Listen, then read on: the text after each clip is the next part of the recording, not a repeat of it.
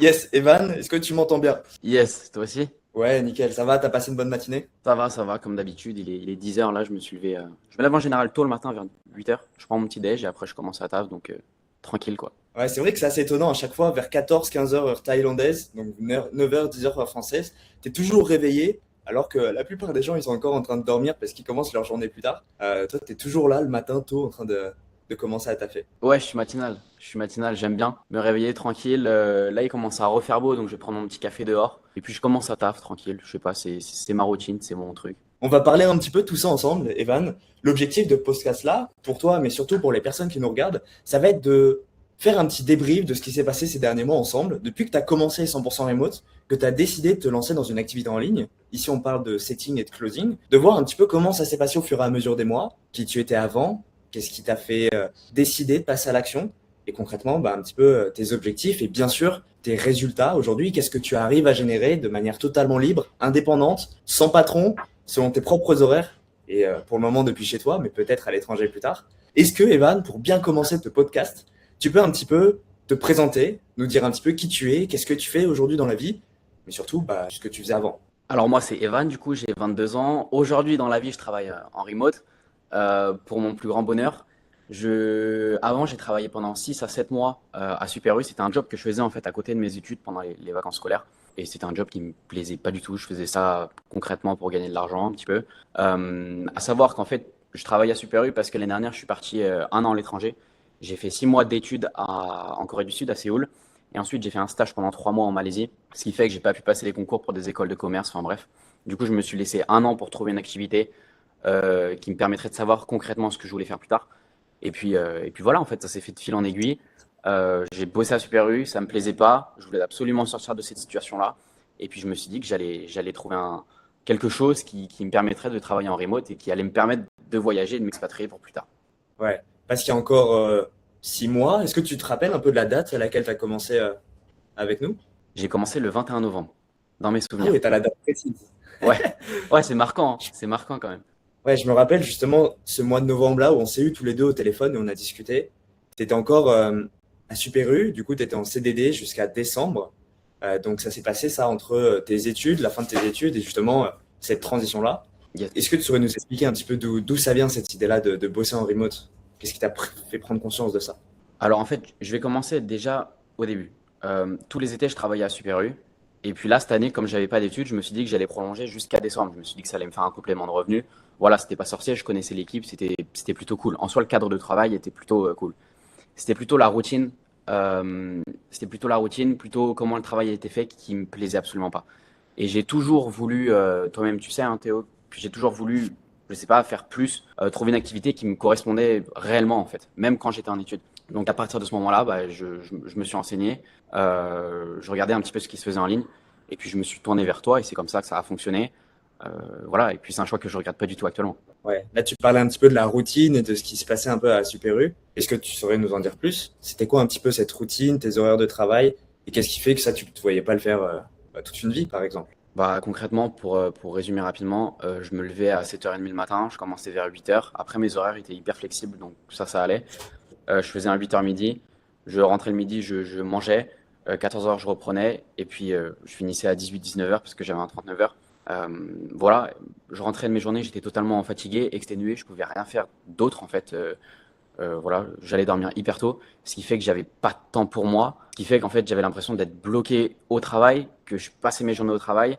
Voilà, parce que c'est un métier, enfin le rayon où j'étais c'était quand même assez physique, donc j'étais vraiment fatigué à longueur de journée. En plus de ça, moi je fais beaucoup de sport, du coup j'allais sur le temps du midi faire mon sport.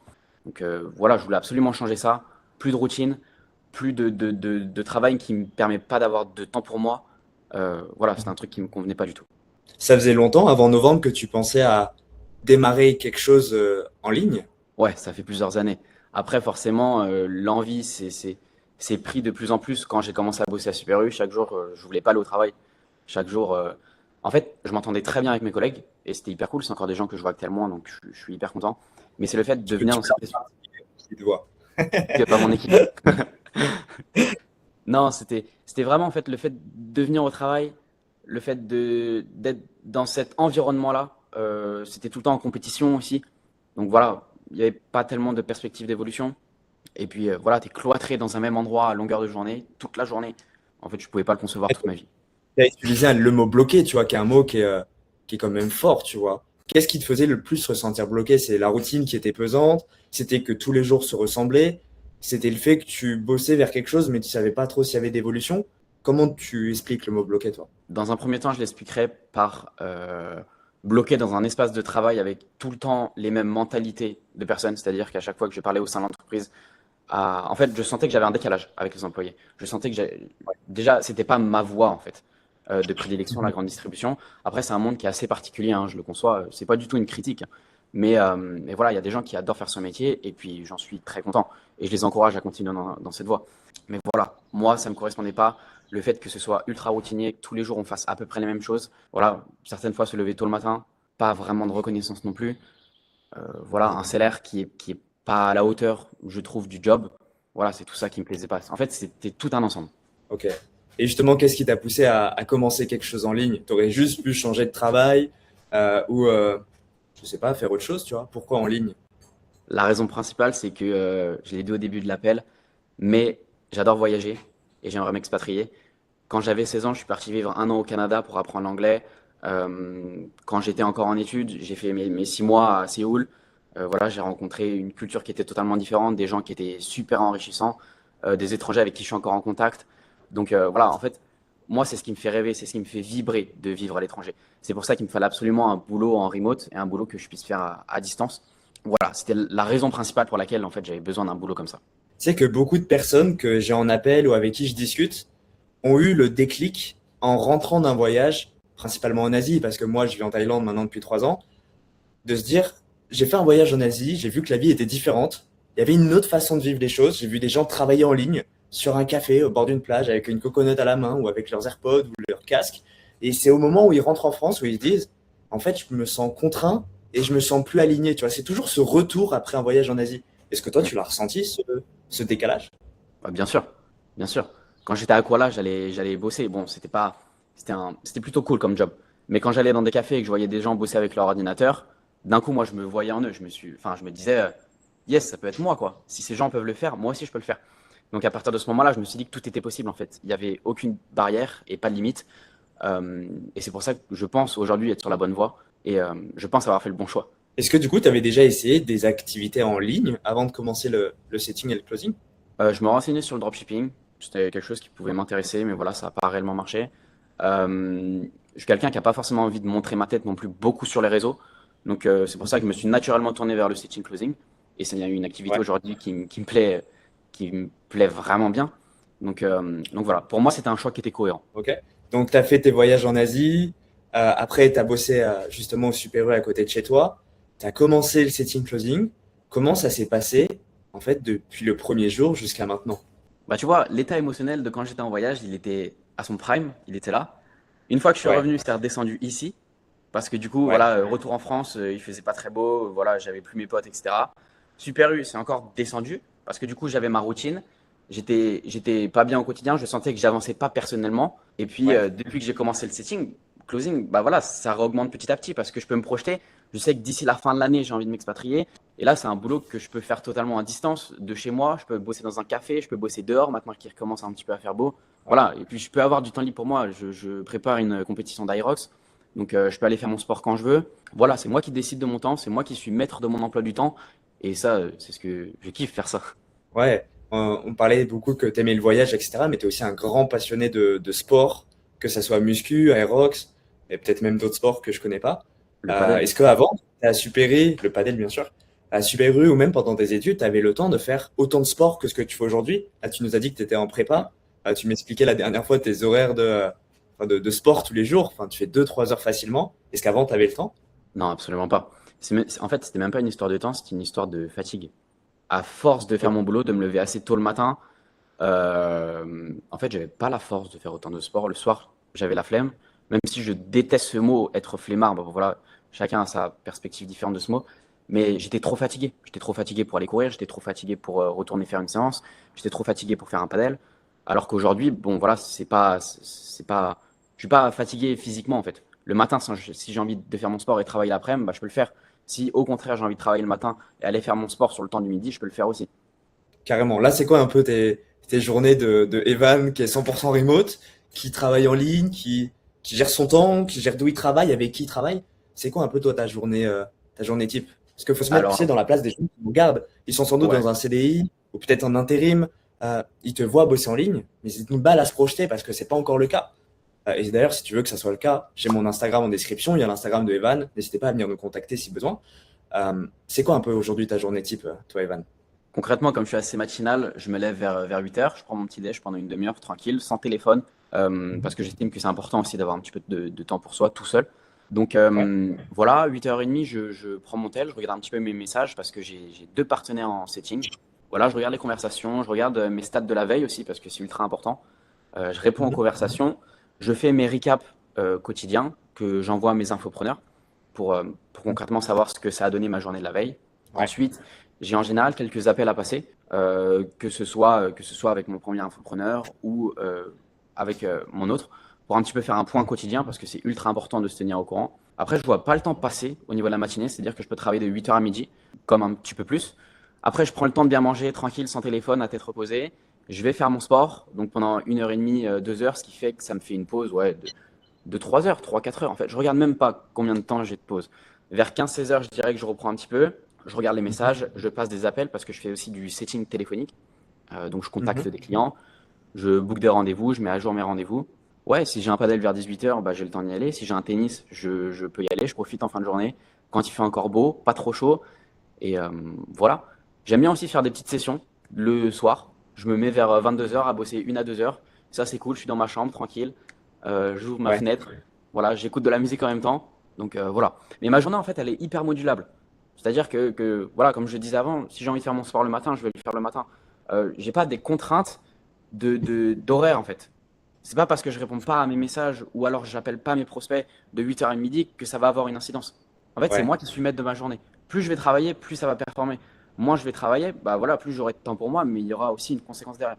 D'ailleurs, je t'interromps au milieu du podcast pour te dire que si à ton tour, tu as envie de devenir libre, que tu as envie d'avoir plus d'indépendance, quitter ton job et pourquoi pas partir vivre à l'étranger, j'ai mon Instagram directement en description. Je pourrais échanger avec toi autour de ta situation, comprendre exactement tes besoins et voir si concrètement cette activité dont on parle avec Evan, le setting closing, peut te convenir. J'ai moi-même accompagné une cinquantaine de personnes à devenir libres. Je suis moi-même top closer depuis plusieurs années. J'ai pu être head of sales et accompagner des dizaines de closers à devenir top closer.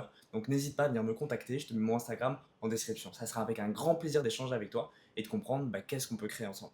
Ouais, carrément. Donc tu as quand même une journée qui est bien chargée, Ouais. mais surtout qui est modulable par rapport je pense, tes proches, ton sport, tes amis. Tu m'expliquais que tu fais très souvent du paddle chaque semaine et tu Ouais. as d'ailleurs un bon niveau. On peut le rappeler, tes 4 points quoi? Non, je joue 4-5. 4-5. Bon, voilà, c'est un niveau intermédiaire. 4-5, mais ouais, c'est plaisant. Après la prépa d'Aerox, peut-être un P200, un Ouais, bon concours de paddle. pourquoi pas faire un petit tournoi après, ouais. Quand je serai moins Bah fatigué, ça, parce que là, la prépa à rock, c'est très, très énergivore quand même. ouais. Quand tu viendras en Thaïlande, on fera un concours, on fera des 2v2 ici. Il y en a plein, que ce soit à Bangkok, à Phuket, à Pattaya, il y en a absolument partout. Et franchement, il y a un bon niveau. Et ici, quand il fait beau, il fait chaud, c'est très vite agréable. Avant qu'on Franchement. explique ce qu'est le setting closing, je vais te laisser l'expliquer. Comment ça s'est passé, toi, du coup, de novembre jusqu'à là, fin avril, où aujourd'hui, tu sors à peu près 2 000 € par mois grâce à cette activité-là en ligne. Comment ça s'est passé, le parcours? Euh, alors, j'ai pris mon temps pour commencer. C'est vrai que j'étais encore à Super U. Du coup, ce que je faisais, c'est une fois que je rentrais, je regardais les modules vidéo. Je me renseignais de mon côté. Ce qui fait que ça m'a pris ouais, un petit mois, le temps de faire des roleplays, le temps de trouver du temps aussi. Parce que c'est vrai qu'à 39 heures, je rentre les soirs. J'avais pas forcément le. Même si j'étais ultra investi, j'avais pas forcément le temps et l'énergie de faire mes roleplays et de me donner à 100%. Ce qui fait que début Mhm. janvier, une fois que j'ai fini Super U, hop, la machine s'est lancée, j'ai tout commencé, je me suis donné à fond. J'ai trouvé mon partenaire, je crois, la deuxième semaine de janvier, dans un Mhm. milieu qui me plaisait, c'est-à-dire le coaching d'anglais, parce que c'est vrai que c'est un milieu que j'adore parler anglais, j'adore communiquer avec des étrangers et j'adore transmettre. Donc voilà, en fait, ça s'est fait ultra rapidement. Et ensuite, j'ai trouvé un C'est-à-dire autre qu'en 2 semaines, une fois que tu as été formé, en 2 semaines, tu avais ton premier partenariat avec qui tu pouvais collaborer et créer une source de revenus, c'est ça? Ouais, et encore, j'aurais pu en avoir un avant. C'était juste mon choix de prendre mon temps de me former. Et voilà, parce que j'aime bien que ce soit parfait. J'aime bien connaître tout parfaitement avant de pouvoir commencer quelque chose. Donc, ouais, mais j'aurais concrètement pu le trouver mi-décembre. Carrément. Là, on est un cas comme Evan ou encore l'ancien podcast comme Johan, qui sont des personnes qui ont pris leur temps à créer les choses. Mais aujourd'hui, il faut savoir que même avec un 35 heures ou un 39 heures, il est possible de commencer en parallèle pour sortir un complément de revenu, que ça soit en 1 heure le Complètement. soir ou en 2-3 heures le samedi, 2-3 heures le dimanche. Il n'y a pas de prérequis de 7-8 heures par jour. C'est Mm. concrètement impossible. Et même, on le voit aujourd'hui, la plupart des partenariats ne recherchent pas pour autant de temps que ça par jour. Parce que déjà, en 2-3 heures par jour, tu es capable d'aller chercher un premier salaire de 1000 à 1500. Donc, bah, bien sûr, si tu as 4-5 heures, bah, tu peux aller chercher le double. Et ça dépend, bien sûr, de tes compétences, quoi. Donc, ouais, tu as commencé plutôt la partie formation jusqu'à décembre. Donc, tu as regardé ma tête concrètement tous les jours, t'apprendre bah, Exactement. qu'est-ce qu'est le coding, qu'est-ce qu'est le setting. Après, tu as commencé avec ton premier partenariat, qui est un accompagnement dans l'anglais. Est-ce que tu saurais expliquer de manière globale, pour quelqu'un qui ne sait pas ce qu'est le setting ou ce qu'est le closing, c'est quoi exactement? Avec tes propres termes, simplement. Alors, moi, enfin, actuellement, je fais principalement du setting. Le setting, je le décrirais comment? Je dirais qu'il faut, en fait, c'est la qualification de prospect à travers une conversation ou un appel. Donc, que ce soit le setting DM, donc le setting écrit, ou le setting téléphonique, le setting call. C'est-à-dire qu'une fois qu'une personne est intéressée par un contenu posté sur les réseaux sociaux et que justement elle montre un intérêt, donc à travers une inscription, à travers un formulaire ou quoi que ce soit, le but c'est de la contacter derrière. Donc la personne elle est déjà intéressée par quelque chose, c'est-à-dire que c'est pas de la prospection froide entre guillemets. Le job en fait c'est de la qualifier, concrètement savoir si elle est intéressée, savoir quels sont ses problèmes, je vais prendre l'exemple de l'anglais, hein, mais quelle douleur elle a en anglais, quelles sont ses difficultés, pourquoi aujourd'hui elle en a besoin, à quoi ça lui servirait dans les années futures de parler anglais, pourquoi c'est important dans son boulot, etc. Et ensuite de l'amener vers un appel de closing. Donc je fais le lien directement avec le closing, qui est le fait de prendre un appel, de qualifier et de comprendre réellement les besoins de cette personne-là pour derrière lui proposer un accompagnement. Et lui proposer, enfin une solution plutôt, pas un accompagnement, je dirais une solution, pour l'aider à s'améliorer en fait dans sa vie au quotidien ou dans des investissements. Il y a plein de domaines, il y a plein de domaines différents et c'est ça ce qui est top dans Tous le les site. domaines, j'ai envie de te dire. Que Ouais, ça soit du voyage, comme du coaching sportif, comme des offres de make money, comme des thérapeutes, comme, je sais pas, des psychologues qui sont en ligne ou encore des métiers encore très traditionnels, des agents immobiliers qui ont besoin de setter closer. Il y a ça dans absolument tous les métiers. Et comme tu l'as bien expliqué, c'est vraiment le fait d'être intermédiaire, quoi. mm, Entre des entreprises qui ont des clients et des demandes au quotidien grâce à leur contenu qu'ils créent sur les différents réseaux sociaux ou des publicités, et en fait des prospects qui n'attendent qu'une chose, bah, de passer à l'action. Mais avant ça, bah, elles ont besoin d'être qualifiées, d'être triées, bah, pour que l'entreprise ait des clients qui sont intéressés, quoi. Mais comme tu l'as dit, tu n'as pas de prospection, tu n'as pas besoin d'aller faire du porte-à-porte pour essayer de trouver des clients. C'est vraiment des gens qui viennent à toi directement. Et quand tu es setter, bah, tu t'occupes de parler avec cette personne-là avant l'appel de closing, par message ou par appel. Et le closing, bah, de prendre l'appel de vente bah, pour ouais. clôturer directement le reste, quoi. Ouais, ça m'a d'ailleurs surpris le nombre de domaines divers et variés qu'il y a. Des fois, j'ai vu passer des annonces, je me disais, mais c'est pas possible qu'il y ait des domaines comme ça. Mais c'est vrai que c'est, je sais pas, même dans la niche de l'hypnose, il peut y avoir des accompagnements. Enfin, en fait, il y a de tout. Il y a de tout. Et c'est ce qui est génial parce que tout le monde y trouve son compte, en fait. Il y a de tout et en forte demande aussi.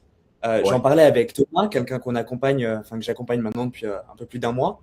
En fait, il est surpris de se dire, attends, mais il y a autant de partenariats que ça au quotidien. Il y a Ouais. autant de gens qui recherchent des setters et des closers. On le promouvoit beaucoup parce qu'il y a beaucoup d'opportunités. Et des fois, je dis même que ces entrepreneurs-là sont en pénurie de personnes compétentes, vraiment capables de les aider. En fait, Mm. Thomas, il a été surpris. Il a vu que sur son premier mois où il a intégré 100% remote, on a eu 65 partenariats juste sur le mois de mars. C'est ouf. Il y a 30 jours, Ouais. ça fait 2 partenariats par jour, qui des fois recherchent un setter, un closer, comme des fois plusieurs ou sur des événements, quoi. Donc ouais, Mm. il y a une demande énorme. Et du coup, ça t'a permis de lier la passion que tu as avec la langue de l'anglais, mais ça peut être n'importe laquelle hein, pour les gens, à justement quelque chose qui te rémunère, c'est ça. Ouais, ouais, clairement. Moi, c'est vrai que je préfère travailler dans une niche et avec quelqu'un dans un secteur que j'adore, où je suis passionné. Mhm. Comme ça, je vais pas sentir le temps passer. Donc, c'est-à-dire l'anglais. J'ai travaillé avec un coach sportif aussi. L'avantage, c'est de choisir ses partenaires, en fait, parmi une sélection, dans tout domaine et dans ce qui nous intéresse principalement. Et là, du coup, depuis 3 mois que tu as commencé bah, en fait, à passer à l'action, tu vois, on parle plus de la formation, les roleplays, là, tu es vraiment passé à l'action avec un partenariat. Concrètement, combien tu as pu générer en moyenne par mois et pour combien de temps de travail surtout? Euh, alors maintenant, ça fait 2 mois. C'est vrai que là, on est fin du mois. Ce mois-ci, j'ai fait entre 1005 et 2000, je pense. C'était exactement pareil le mois dernier. Et par jour, c'est vrai que là, je suis en préparation physique, du coup, pour l'Irox. Donc, j'ai beaucoup de temps perso. Je pense que par jour, ouais, j'y passe 4, 5 heures. Donc, enfin, c'est tout à fait raisonnable. C'est vrai que je peux allier à la fois mon travail et à la fois mon temps personnel pour avoir un revenu à la fin du mois qui me permet aussi de vivre. Après, je vais toujours aller chercher plus loin parce que je suis quelqu'un qui, voilà, qui aime le challenge et qui aime avoir plus, tout en consacrant énormément de temps personnel pour moi, pour mon activité, pour mon sport. J'arrive tout de même à générer un bon revenu qui est confortable. Donc, c'est Ouais, plutôt, carrément. c'est royal. Là, tu fais déjà, enfin, c'est déjà ouf de se dire que en 2 mois d'expérience réelle, tu as réussi à sortir 1500 et 2000 € le mois dernier, tu vois. C'est ouf de se dire que quelqu'un qui n'y connaissait absolument rien au domaine du closing en ligne ou du business en ligne globalement a réussi à sortir un premier salaire. Je le dis très souvent dans les appels d'équipe qu'on a chaque semaine. Moi, ça m'a pris 3 ans d'essai avant de trouver une activité qui me permette de sortir 1500 à 2000 € après mes études. Ça m'a pris 3 ans à essayer le dropshipping, l'e-commerce, l'infoprenariat. J'ai même fait du MLM, du marketing de réseau pendant plusieurs années. En fait, ça m'a pris beaucoup de temps avant vraiment d'avoir une activité qui me permet de sortir un salaire, quoi. Tu sais que j'y croyais pas. Genre, pour moi, c'était irréaliste de sortir un salaire en ligne et surtout de mon ordinateur, de mon téléphone. Et puis là, j'en ai la preuve concrète que ça marche, quoi. Du coup, au début, j'étais ultra réticent. Et tu sais comment je peux être quelqu'un qui est méfiant. Parce que c'est vrai que ça fait plusieurs années qu'on est en contact, qu'on se connaît quand même, que je vois ce que tu fais. Et puis voilà, à un moment, je me suis dit, bon, bah, let's go, je tente. Et puis voilà, parce que les opportunités, pour moi, elles ne viennent pas, il faut aller les chercher. Donc j'ai saisi l'opportunité, je me suis lancé, et puis je me suis prouvé à moi-même, et j'ai envie de prouver aux autres aussi que c'est possible de le faire.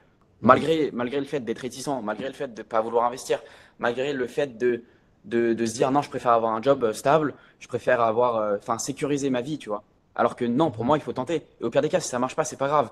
Mais je suis la preuve concrète que ça marche et que ça fonctionne. Et que j'ai envie de continuer dans cette perspective-là. Et je sais maintenant que je peux aller encore chercher beaucoup plus. Je peux aller chercher 2000, 3000, 4000, voire même Ouais. plus. Enfin, voilà. Tu as Après, c'est réussi juste à un mettre chiffre. conscient maintenant que tu peux évoluer. Tu as cette Ouais, conscientisation que, en fait, tu as un monde où tu peux aller chercher plus de revenus que ça et que tu n'as pas de plafond finalement.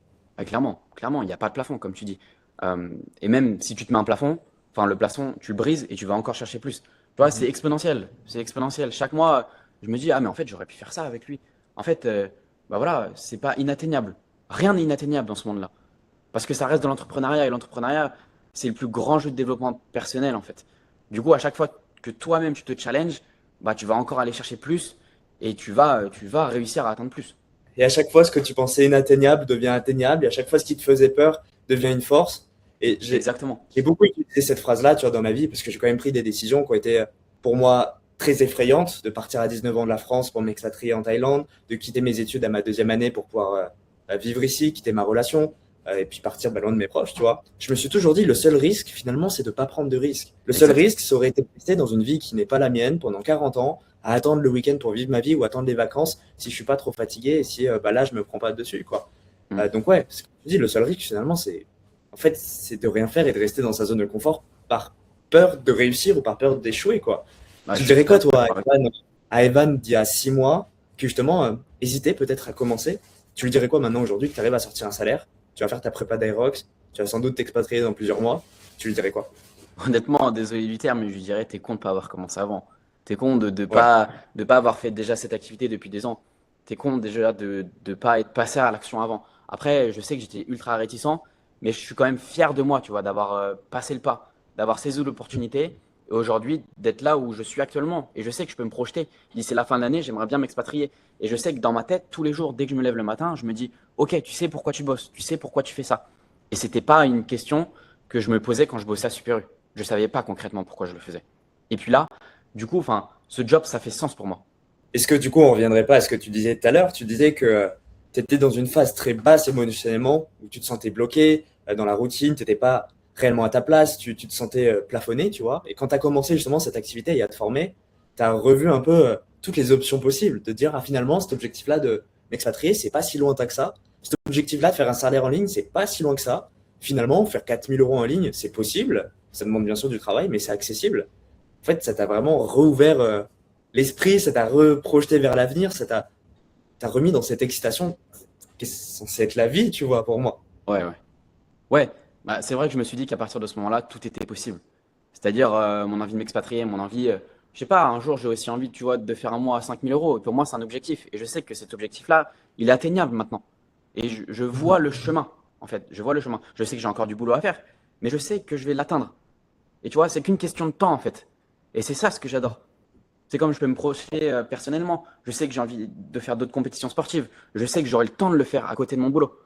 Je sais que j'ai envie de voyager. Ouais. Si demain j'ai envie de partir dans une semaine, parce que voilà, il y a des billets d'avion qui sont pas chers. Enfin, je peux le faire parce que je peux travailler de là-bas. Et c'est ça ce que je Et kiffe. pourquoi tu viens pas me voir alors? Qu'est-ce que t'attends? Ça, c'est la question. Après la Mais haute. ça, c'est une question de moi, ça, hein. C'est une question de moi, hein. Je pense ouais, dans 2, 3 mois, pourquoi pas. Et tu vois, c'est encore une fois, c'est qu'une question de mindset. On le voit là, avant-hier, j'ai deux élèves que tu connais aussi très bien, Léo et Léandre, qui sont arrivés à Samui, en Thaïlande, et qui là viennent d'arriver à Samui, mais c'est à Bangkok. Léandre a fait deux appels dans la journée de closing, il a fait deux closes, il a fait 1000 € de commission dans la journée. Il a fait Ouais, c'est 1000 ouf. euros en 2 heures d'appel. Hmm. Pour certaines personnes, c'est impossible. Pour certaines personnes, c'est du bullshit. En fait, lui, il s'est prouvé lui-même que il était capable de faire plus que ses derniers records où c'était peut-être 200 € la journée ou 500. Et en Clairement. fait, t'as pas de plafond à part ce que tu penses et ce qui te freine. Toi, tu Hmm. dirais quoi, Evan, à quelqu'un qui, là, peut-être nous regarde et dans son boulot, peut-être coincé, se plaît pas, se sent insatisfait, a envie d'aller voir plus loin ou a envie de partir vivre à l'étranger. Mais cette personne-là, tu vois, elle a peut-être peur, elle a des craintes, lancer en ligne, parle d'arnaque, tu vois. Tu lui dirais quoi, toi? Franchement, je leur dirais de pas hésiter, de passer à l'action. Et au pire, même s'ils échouent, c'est pas grave, ils recommenceront et ils trouveront autre chose. Parce que j'estime que c'est pas normal d'être bloqué dans une situation qui convient pas aux gens chaque jour. Si t'aimes pas ton boulot, pars, change, va voir autre chose. Parce que, enfin, ok, t'es confortable, t'as un revenu qui te permet de vivre, etc. Mais pour moi, c'est pas ça la vie. La vie, c'est tu dois profiter de chaque moment. La vie, tu dois avoir du temps pour toi, tout en gagnant bien ta vie. Et surtout, tu dois t'épanouir dans ton job. Du coup, à toutes les Mhm. personnes qui nous regardent actuellement et qui se sentent pas bien dans leur job, passez à l'action, trouvez des opportunités, allez les chercher. Et ensuite, vous verrez que vous serez beaucoup mieux dans vos vies. Trop bien. Qu'est-ce que tu as pensé, toi, concrètement, de l'accompagnement 100% remote de ces derniers mois? Si tu devais être le plus transparent et le plus ouvert pour les gens qui nous regardent, commencer une formation, un accompagnement en ligne, ça peut faire peur, ça peut paraître comme une grosse décision, tu vois. Comment ça s'est passé de ton côté? Ouais, qu'est-ce que tu en as pensé? C'est quoi ton retour de ces derniers mois? Franchement, je suis quelqu'un qui est assez cadré et j'ai trouvé que l'accompagnement était hyper réglementaire, très cadré, très concret. Tu étais aussi là pour répondre à toutes nos questions. Dans le groupe, on est une vraie famille. Il y a pas de tabou. Tout le monde pose ses questions, tout le monde répond, tout le monde communique. Dès qu'il y en a un nouveau qui arrive, on est tous là pour lui souhaiter la bienvenue. Et c'est ce cocon, en fait, cette famille que j'ai adoré. Parce que c'est des personnes aujourd'hui que je connaissais pas et que j'ai encore jamais vu dans la vraie vie et que j'en appelle assez régulièrement. Je pense à Antoine, je pense à Johan, je pense à Terry que j'ai eu l'autre jour. Euh, voilà, c'est des gens, je sais que si demain je les vois, ça sera comme mes potes, en fait. Parce que voilà, Mhm. on se challenge, on se fixe des objectifs et puis surtout, on s'entraide. Et c'est ça que j'ai kiffé. On n'est pas laissé à l'abandon. À partir du moment où on commence, on est suivi à la trace jusqu'à trouver le succès, en fait. Jusqu'à ce que ça marche. Ouais, jusqu'à ce que tu plus besoin de moi ou que c'est moi qui t'envoie des messages jusqu'à ce que tu me lâches des vues, quoi. C'est un peu Exactement. ça, mais ouais, comme tu le dis, tu as cette réelle famille. Et tout à l'heure, tu parlais de l'environnement, par exemple, à Super U. Enfin, tu disais que les gens ne te comprenaient pas forcément. Ça, j'en vois énormément tous les jours par message. Des gens qui me disent, bah, j'en ai parlé à ma famille, ils ne me comprennent pas. Mes amis, ils me disent que c'est de l'arnaque, c'est pas possible, ça semble trop beau pour être vrai. L'argent, elle tombe pas du ciel, tu vois. Même si, bah, c'est du travail, hein, on est tous les deux d'accord là-dessus. Euh, Ça t'a fait du bien d'avoir un environnement, toi, en fait, qui te comprend peut-être à travers tes ambitions, qui te pousse et qui, en fait, pour eux, c'est normal, tu vois. Mm. Qu'est-ce que t'en as pensé, toi, de ça? C'est vrai que j'ai de la chance d'avoir un environnement qui est sain. C'est-à-dire que ce soit mes amis ou que ce soit ma famille. Donc, c'est des personnes qui m'ont toujours supporté dans mon projet. Après, c'est vrai que la décision de me lancer en ligne, ça venait de moi. C'est-à-dire que j'ai demandé l'avis de personne. Et j'estime que c'est important de savoir prendre des décisions sans demander à quelqu'un d'autre. Même s'il y a des personnes qui sont ultra importantes et c'est normal d'avoir une opinion. Mais j'estime que de se lancer seul et d'avoir des résultats seul derrière, c'est encore mieux pour le prouver et pour dire, bah regardez, j'ai réussi. Ouais, Donc voilà. Et puis actuellement, moi, je suis fier de mon parcours, je suis fier de m'être lancé, d'avoir pris ma décision seul, de suivre un accompagnement et d'avoir été formé. Voilà. C'était un peu, je faisais ça un peu dans l'ombre de tout le monde parce que personne n'était au courant. Mais aujourd'hui, ça paye. Aujourd'hui, tu vois, ils me disent, bon, bah, si ça marche pour toi, bah, c'est cool. Et puis, continue dans cette voie-là. Mais c'est vrai qu'au début, je pense que bosser en ligne, ça peut avoir un a priori et pas mal de préjugés. Mais je pense que voilà, c'est le futur. Et puis, il n'y a rien de mieux que de ouais. travailler à distance. Il n'y a rien de mieux qui est bien entouré, bien accompagné. Voilà. Et puis les possibilités en ligne, elles sont multiples, quoi. Et c'est même un peu tabou, tu vois, de bosser en ligne en France. T'as pas forcément l'habitude d'en parler de manière facile. Mais comme tu l'as dit, quand tu arrives en Asie, par exemple, des endroits où il y a beaucoup de remote workers, tu vois, de digital nomades, entre guillemets, de gens qui travaillent en ligne.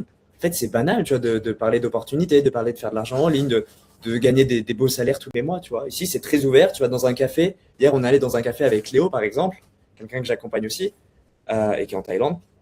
Il y avait, je pense, 30 ordis d'ouverts dans le café, quoi. Tout le monde bosse à ses écouteurs sur Gmail, en train de planifier leur rendez-vous, en train de faire des meetings, etc. Et c'est normal, quoi. Mm. Alors en France, tu veux pas te poser dans un café et commencer à prendre un rendez-vous. Ça sera juste Mm. mal vu, peut-être un peu mal regardé, quoi. Mais tu sais que ça me fait sens ce que tu dis, parce que quand j'étais à Kuala, quand j'étais au Vietnam, quand j'ai été en Thaïlande, et ben, il y avait plein de digital nomades, en fait. Et je pensais pas qu'il y en avait Ouais, autant. Et c'est en voyageant que ouais, ça m'a ouvert les yeux. Et je me suis dit, bon, bah ok, moi aussi je peux le faire. ouais, clairement, clairement. J'ai deux petites questions, bien sûr, à te poser avant qu'on termine. Parce qu'après, bah, tu as aussi un rendez-vous avec ton Ouais, équipe, avec qui tu bosses maintenant en ligne. Euh, la première, c'est que beaucoup de gens, peut-être, se disent, c'est pas fait pour moi. Euh, j'ai peut-être pas les prérequis. C'est trop difficile. Je suis pas capable de le faire, tu vois. Est-ce que toi, tu penses que tout le monde est capable de le faire? Et si tu penses qu'il y a des prérequis, tu penses que c'est quoi les prérequis? pour moi, il n'y a pas de prérequis. Et je pense que tout le monde est capable de le faire. C'est-à-dire, c'est de la vente. Et la vente, tout le monde en fait tous les jours. Tout le monde discute, tout le monde sait négocier, entre guillemets. Donc je pense que c'est pas une activité. En fait, c'est une activité que tout le monde peut faire. C'est pas limité. Après, bien sûr, faut en avoir l'envie. Faut être à l'aise à l'oral. Mais même si t'es pas à l'aise à l'oral, que tu es assez timide, etc., ça te fait sortir de ta zone de confort. Moi, qui étais quelqu'un qui était plutôt timide, je prenais pas beaucoup la parole en classe.